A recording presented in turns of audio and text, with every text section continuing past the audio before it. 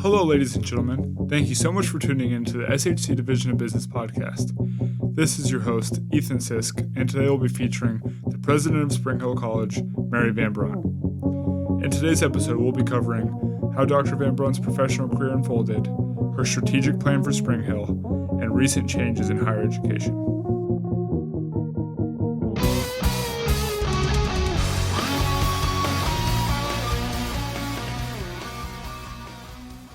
Dr. Van Brunt, thank you for coming on. Well, thanks for having me. Yes, ma'am. What were you like as a college student? Oh, that's a dangerous question. I was very engaged in the whole college experience. I was an athlete. I played lacrosse. I was the president of my sorority. Nice. And then I was economics, finance, computer science majors. So a student as well. So. Where'd you go to college? A small liberal arts college called Ursinus in Pennsylvania, but very similar to Spring Hill. You know, small number of students, small classes. Still keep in touch with all my fellow alums, and we've been out like 38 years. So it reminds me a lot of Spring Hill. I hope to stay in touch with my fellow classmates too forever. It certainly feels like we have the bond going now. I bet you will. And when I talk to Spring Hill alums, that have been out 40, 50 or longer years, they still keep in touch with their alums. So they're friends. I bet you will. I can tell because my podcast, I've been reaching out to alumni to get interviews. And if, I get one and then they refer me to their friends. So it's still very interconnected. What was your initial career path? So when I graduated, I was an economics major, finance minor, and I went into banking. Okay. And, my initial thought as a college student was, I want to be the CEO. I want to make a lot of money. I want to climb up the corporate ladder. And so, I spent my first 12 years in banking. And I was, working through banking. I was, an auditor. I was a credit analyst. I was in real estate lending. I mean, I was really, I was a branch manager for 5 years in Philadelphia in a Mount Airy section. And, after a while, I was getting a little bored and just thought, oh, this isn't really fulfilling. So then I actually got my MBA in accounting. At night, and then I sat and passed the CMA exam, which is similar to the CPA, but it's a certified management accountant. Okay. And then I thought, well, I'm going to try being an accountant. And so I got a job with the securities firm, which was doing finance and accounting, which was really exciting. And then I left there and got a job in a pharmaceutical company and realized that accounting wasn't very fulfilling either, except that I taught a class. As I was doing all this, the local college said, could you come and teach advanced accounting for us? As an adjunct? As an adjunct. And so I thought, I'd love to try that. And then I taught that class, and I just fell in love with teaching. And that's what was missing in my career. I mean, I was making a lot of money. I was climbing the ladder. I was assistant vice president. But it just wasn't fulfilling, at the end of the day. And you were missing something. I was missing something. And when I taught the class, afterwards, I said to the chair of the department, I said, how do you do this for, like, a career? Like, how could I just keep teaching? And she said, well, you got to get a Ph.D. And I said, well, okay, I can do that. So it took me 5 years, still working at the bank to get my doctorate in economics. But as soon as I did, I went and moved into higher ed. Nice. So. A question on accounting. What are the different jobs that you can get from a CPA to a CMA? Well, I will tell you, accounting, finance and accounting are two skills that will help you for your entire life, whatever it is you do. The difference between the CPA and the CMA, in my mind, although they can both be in similar jobs, a certified public accountant, they tend to work for the public accounting firms, and they do auditing, right? Put together financial statements. What a a CMA does, a certified management accountant, is you tend to work for companies. And so you're focused more on internally, what are the best cost accounting practices you can do? How are you, are you valuing your inventory the best way you can? Are you calculating your return on investment, and looking at your projects or different things? So companies will have, are sometimes very interested in a certified management accountant because it helps them internally. But when I worked at the pharmaceutical company, we had CPAs there also, because sometimes people, after they work for that public accounting firm for several years and they get their CPA, then they prefer to go work for a company. So, there's different avenues, but they both can do the same. The only thing a CMA can't do is you wouldn't be able to work for that public accounting firm. Well, you could. I could have, but I would have had to take a pay cut. So there's more money with the CMAs because you're with a big company? I would say the answer is not necessarily. For me, I had been making so much at the time at the bank.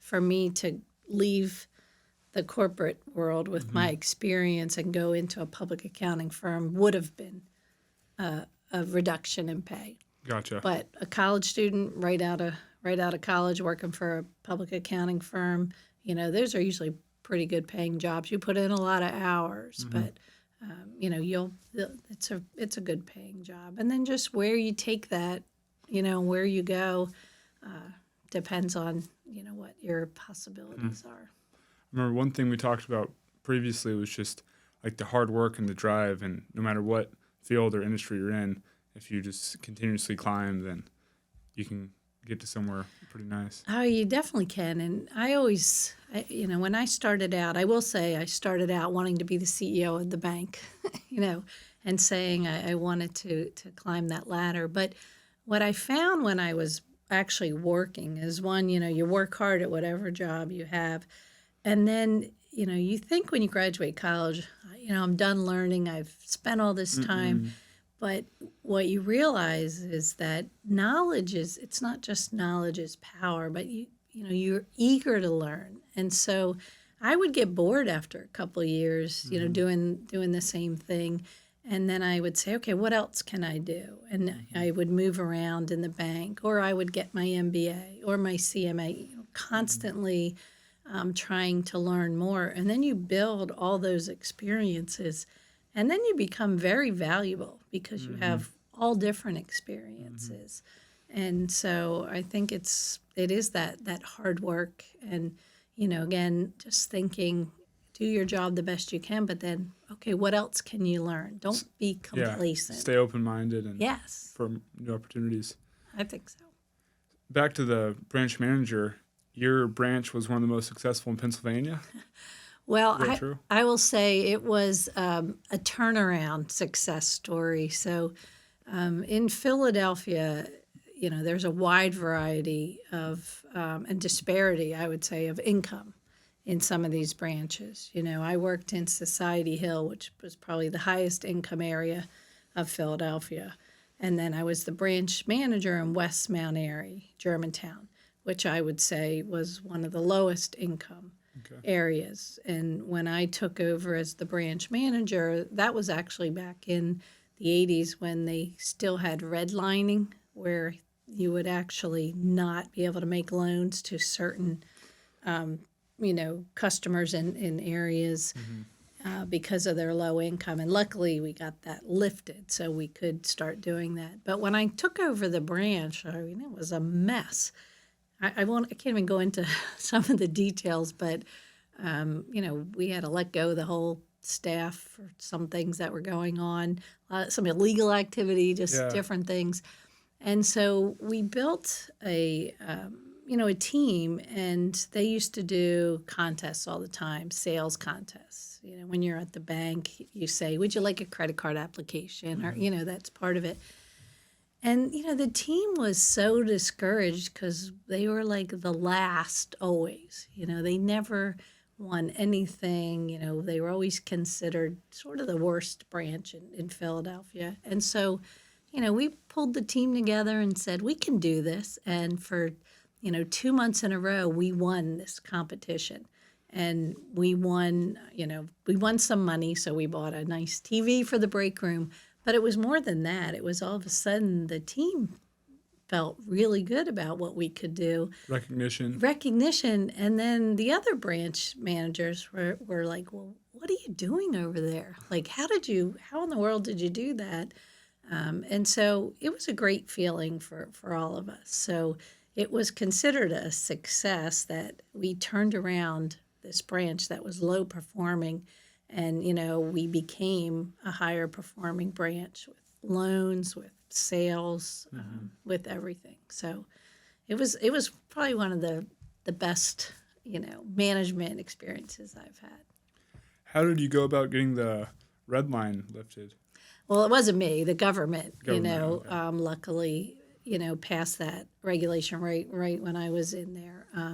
But it was, it was transformational for like those small business people in the area to be able to, again, get loans, and even the consumers for, housing or renovations or, buying cars. Just various things. It really opened up a lot of opportunities for them.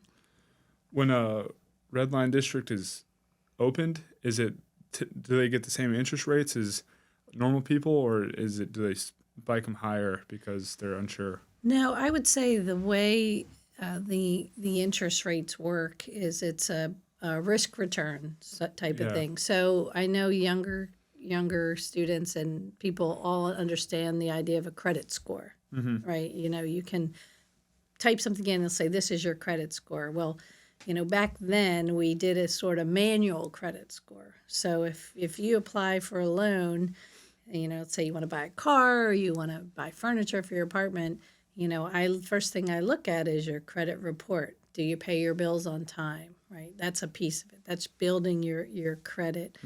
And then the second thing is, well, what's your job? What's your income? What are your expenses? Do you have the ability to pay the loan back?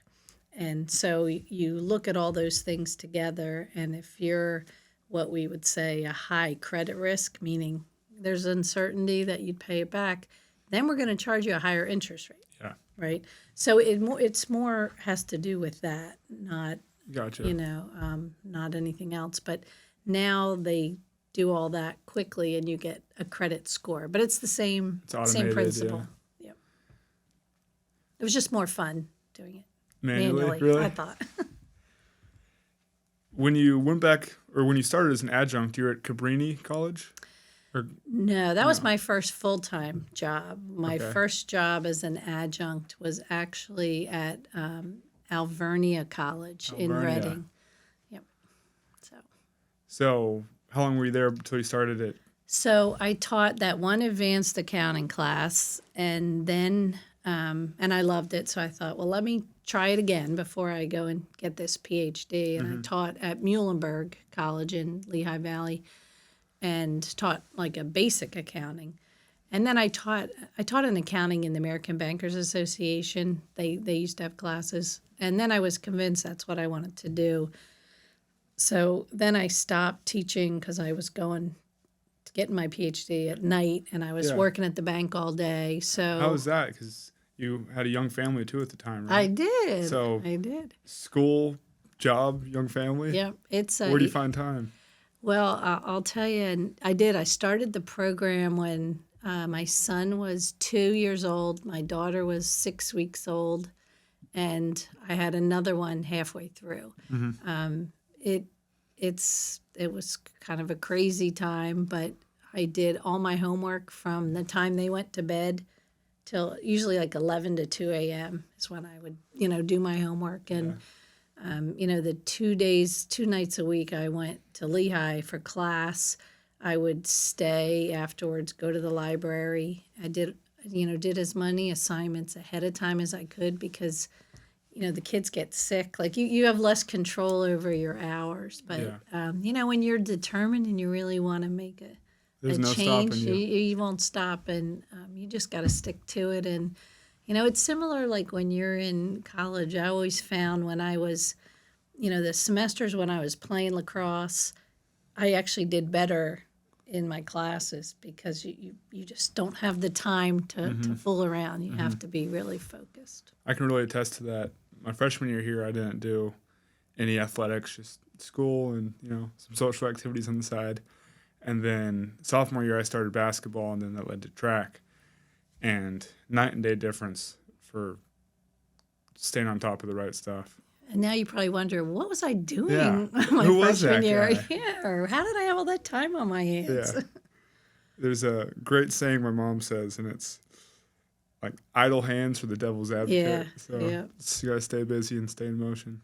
I do stay busy. That's true. So a lot of the stuff really would like to talk about is the developments you made at Cabrini. So you're the dean of the business school. I was. So that's where I started as a faculty member. Okay, and full-time. Full-time, and taught for 11 years as a faculty member. But the whole time I was there, I was on the finance board, and I was on all these committees doing strategic planning or accreditation evaluation. And because I had worked and had that finance background, I was, involved in a lot of the financial stuff that was going on at the college too. And, after about, it was about 10, 11 years, they asked me to come into administration. And they had asked me before, but my kids were all younger, and I just, wasn't ready to make that shift. But they asked me again, and my kids were all in high school, and they could drive at the time. And I thought, if I don't do this now, they're probably not going to ask me again. I've kind of said no a couple times. So I did. I moved into administration, was a associate dean for academic affairs in general. And then I became the dean for academic affairs because it was a small college, like Spring Hill. Yeah. So, but then we became a university, and so we started the School of Business, Arts, and Media, and I was the inaugural dean. So then I became the dean of that business school, which had, the business classes, the communication and media. So I should know more about communication. Graphic design was in there as well. So it was our, we had 4 schools, but that was my school, and we grew the most, the quickest, and really became, I would say, the most successful school at Cabrini during that time. What is the process like of transferring from school to university? From a college to university? College to university. Yeah, it's, well, I'll tell you, there's several things, involved. One of them is branding. It's a big branding change. So from a marketing perspective, it's costly. You have to change everything, from college to university. One of the reasons that Cabrini did it, and it's why several schools have done it, is if you're trying to attract students from international students, they hear the term college, and internationally they think that's K through 12. And you've been abroad, you probably know that. So university, they have has a different perception. So a lot of schools have done that. The other thing that we had to do to be able to become a university is we had to have doctoral programs. So I was part of creating the first doctoral program, which was in organizational leadership. It was an executive program, and 3-year, get your doctorate in 3 years. And that did fantastic. That's still going strong. Wow. So we created that, and then we created a doctorate in education, my colleague. So with the doctoral programs, then we met the criteria to become a university, and then we made it happen. So I've heard certain people with doctorates say that it kind of frustrates them when they're called Mr. or Mrs. instead of Doctor. What's your take on that? Yeah, it's interesting. When I was going for my doctorate those 5 years, I kept thinking to myself, I can't wait till they call me, doctor. Dr. Like Van I Brunt. can't wait. But then the minute I got the doctorate, it's Yeah. just not I just think it's not necessary for me anyway. I don't mind if we're in, like the college setting and, they're introducing me, and I think that makes a lot of sense. But, if I'm outside of the college setting and I'm with family and friends, they know better than to call me doctor. So, again, I think it is a privilege, and I'm very proud of having it, but I don't personally worry about that too much. How has it been keeping up with family? Because you came from Pennsylvania all the way south. Did the family come with, or are they still? No. we have 6 kids with my husband and I, and they're all over. So we have one in St. Louis, one in D.C., one in Boston, 3 in South Jersey. So we get back to South Jersey when we can, and then we can see those 3. Our youngest, actually, she just came down for her spring break last week. So we saw her. My mother-in-law, who's 92, she just spent a month with us. She just flew home with our daughter, and she's up in South Jersey too. So it was nice for her down here. For the other kids, luckily I have to go to St. Louis and D.C. for work, so I get to see them when I'm there. They were all down for the inauguration last year, but it's hard to get them all to Mobile at once because of the flights and they're all working, so they only have a weekend. And so we were up in Pennsylvania, saw them all for Thanksgiving. So they get down here, but sometimes we tend to all meet up somewhere else so we can see everybody. What are you doing for work when you go travel up north? So a lot of my trips, and I was just in St. Louis last weekend, I meet with alumni. So it's re-engaging alumni. It's sharing all the exciting things that we're doing on the Hill. And it's fundraising, really. We're out there trying to, raise money for the college to, do some of the amazing things we have in our strategic plan and things we're excited about. It's meeting individually with donors that are, again, connected to the college and interested in donating to the college. Sometimes it's meeting with the other Jesuit presidents and provincial. I'll be in Chicago for that. Sometimes it's visiting the high schools. So whenever I have to travel for one event, we try to add in as much as possible. So next week I'll be in D.C., and for instance, we have an event with alumni at night, and then during the day we're going to Senator Katie Britt's office to meet with her on the Hill. Or I think maybe just her staff for next week. But so we'll, we do things like that, again, to get Spring Hill's name out there and what we're advocating for.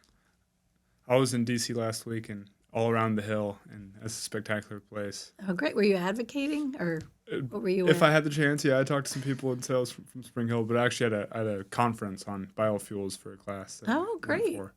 Okay. Yeah, it's an exciting place to be. Oh, it is. It was the first time I was there, too. Back to the plan you try and convey when you go up there. How much of that strategic plan can you walk me through? So it's on our website, and I presented it to the students at an open forum on, March 5th. So we had students involved throughout the fall semester. So, a strategic plan is looking forward for the next 6 years to get us to our bicentennial, right? What are the areas 2030 that we want to focus on? And so we had, 3 pillars. We had our Jesuit Catholic mission is one area. We have the academic excellence. It's another area, and that can be new programs and, our new health science building.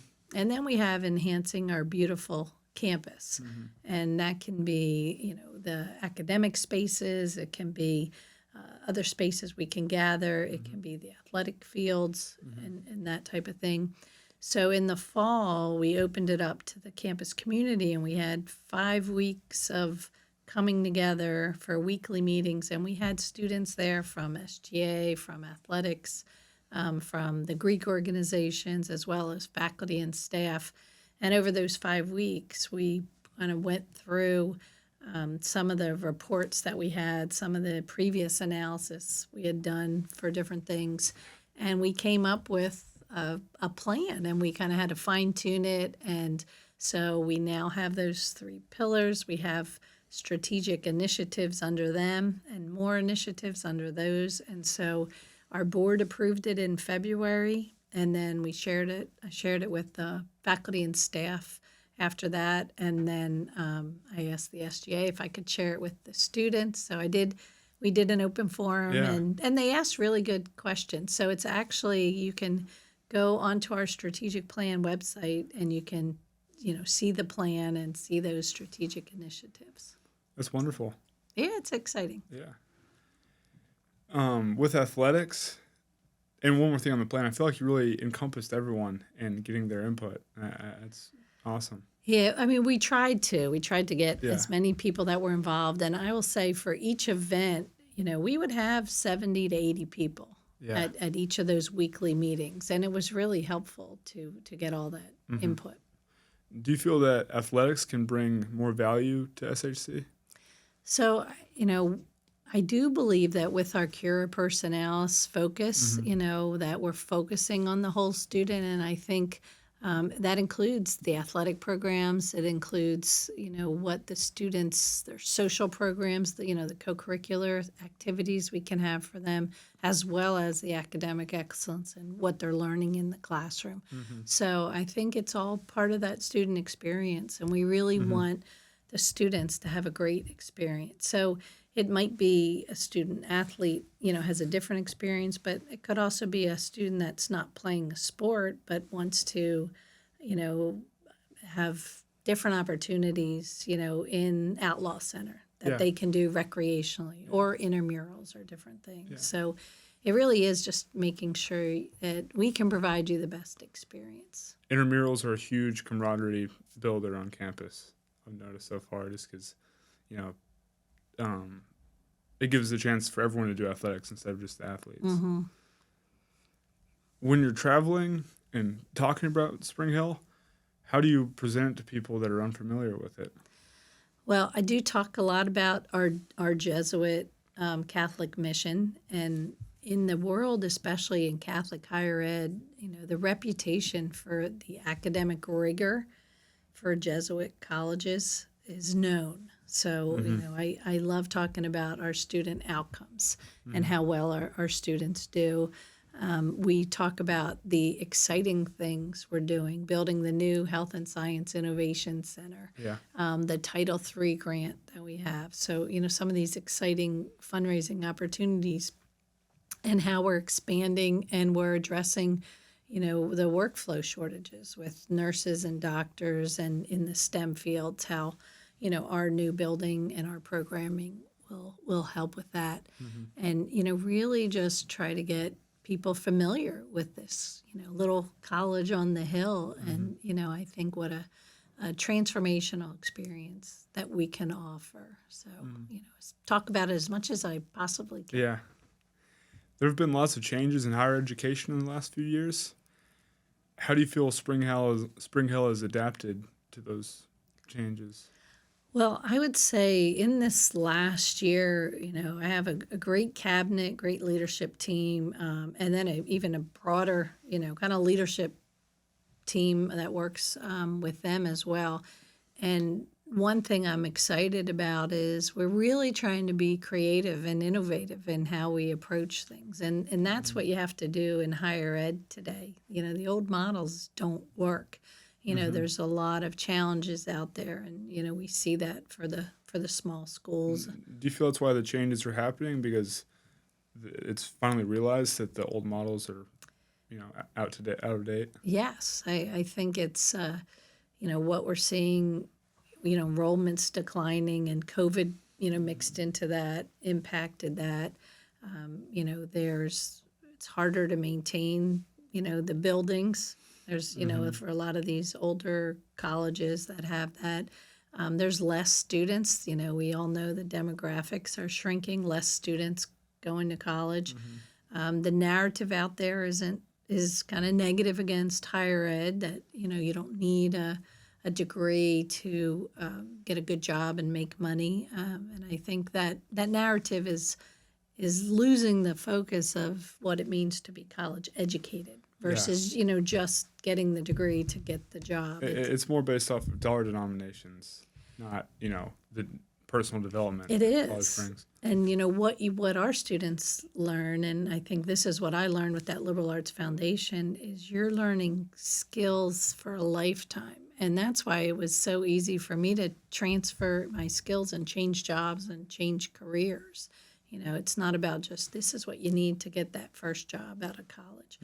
So yeah, the narrative is a little, against higher ed and the cost of higher ed. So we have to be able to make sure people still see the value. But the colleges are forced now to think of different ways to do this, so that they can make sure they are relevant and we are still able to attract students.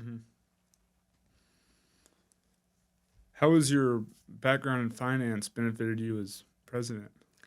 It's fantastic. I mean, and that's when I started earlier and said you really can't go wrong if you start your career in finance or accounting. I am a numbers person, so I look at things, and as an economist, look at the opportunity cost of things. I look at the return on investment. So I'm very analytical. So that is very helpful as we look at challenges, and you really can, do the analysis and say, okay, this is where we are. But it takes the whole team to then be creative to say, okay, what are some solutions? So I think the analytics and the financial background helps really identify the problems in such a way that then we can say, okay, now what's the best way to solve this? And that's where having a team really helps, because people think differently. And, I'm very analytical, and I need sometimes that creative side to say, how about this? Why don't we look at this? Speaking to your team and administration, a lot of the roles are filled by newer people. Like it's a fairly fresh administration, right? So I would say yes, and even the ones that were here before I got here weren't here that long. So I started in January 23, and I think our vice president for advancement and enrollment, Dr. Copeland, he had been here the longest for about a year before that. And then Dr. Cantor, our provost, she started 6 months before I did. And then the newer, my two new cabinet members, Mr. Brian Courtney, who's our CFO, he started in May of last year. And Dr. Vani Cowan, she's our associate vice president for culture and community. So she oversees a lot of residence life counseling, that area, but she's also the chief diversity officer. So as the chief diversity officer, she sits on cabinet, even though she doesn't report directly to me.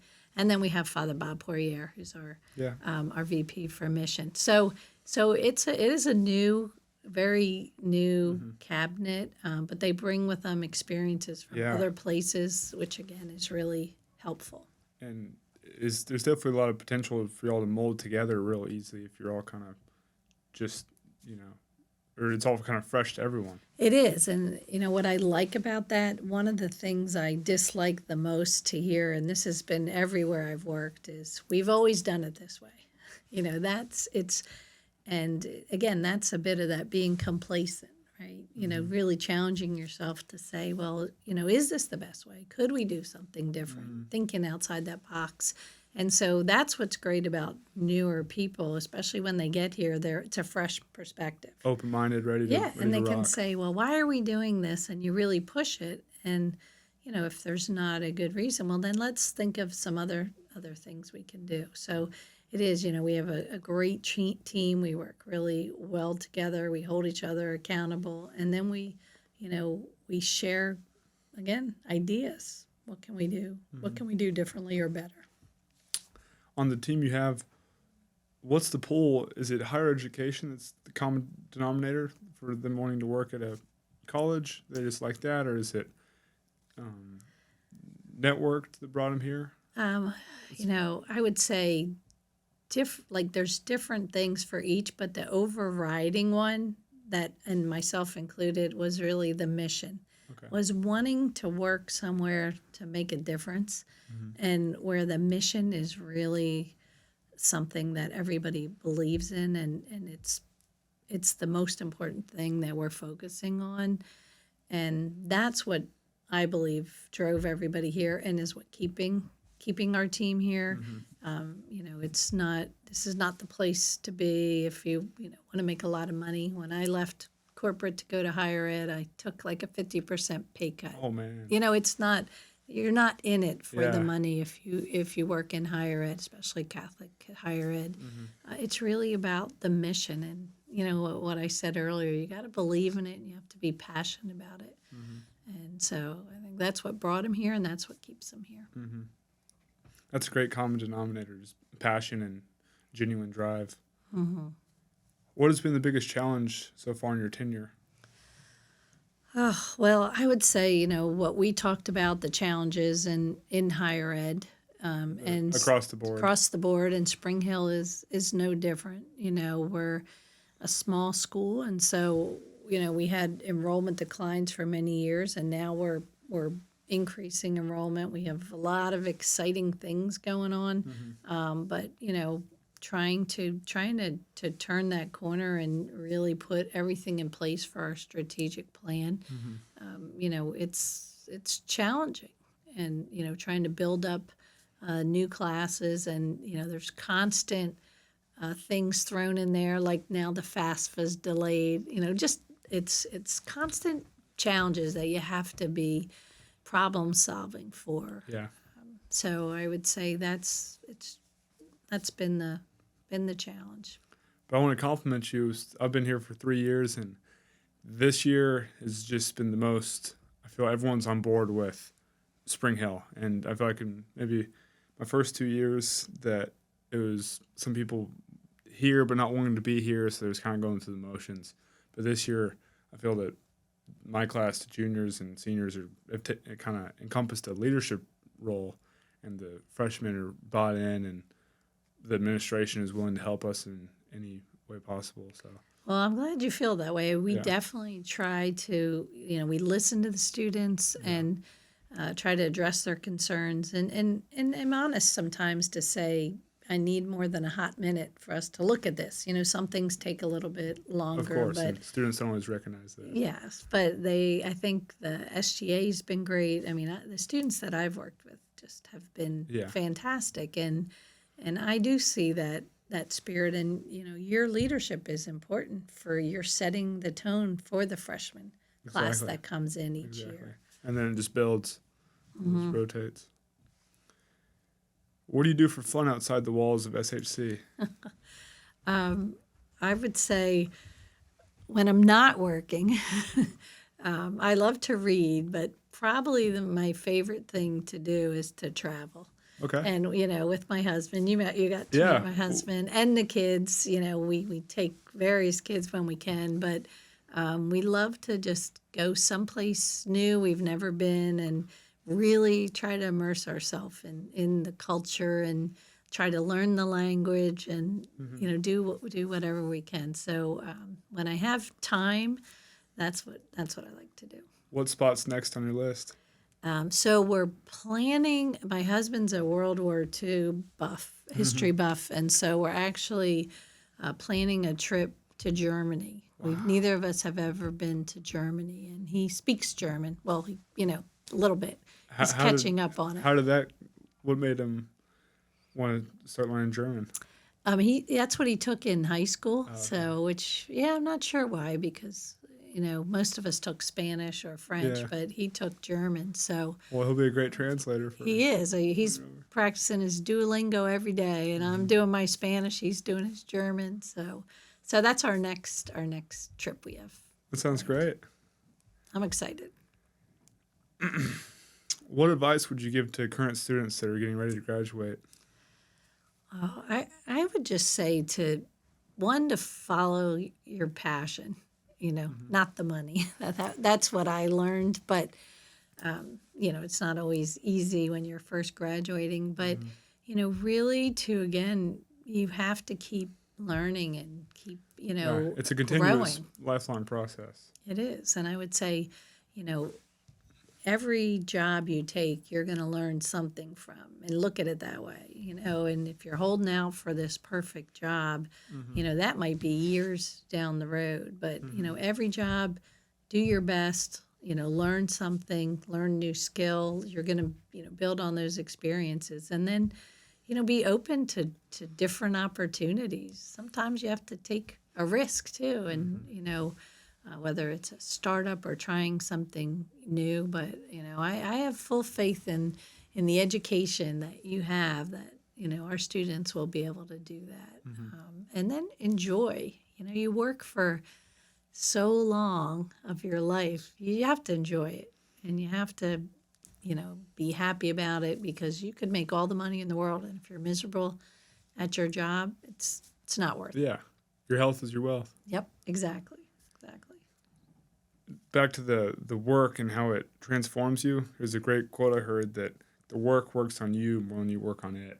So kind of no matter what you're doing, if it's not your dream job, it's still preparing you for your dream job. It is. And, I would say I never started out when I got into higher ed saying I want to be a college president someday. That thought didn't even cross my mind. It was always, this is my job. I'm going to do it the best I possibly can do. And then when they would move me, made me a dean, okay, I'm going to do this the best I can possibly do.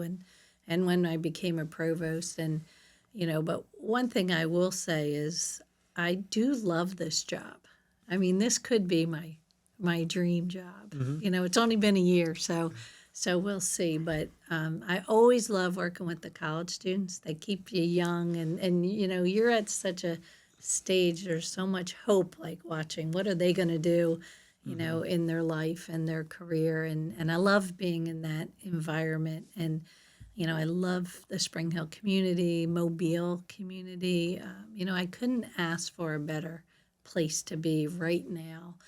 And I really couldn't think of a better job right now. Well, we love working with someone that wants to work with us.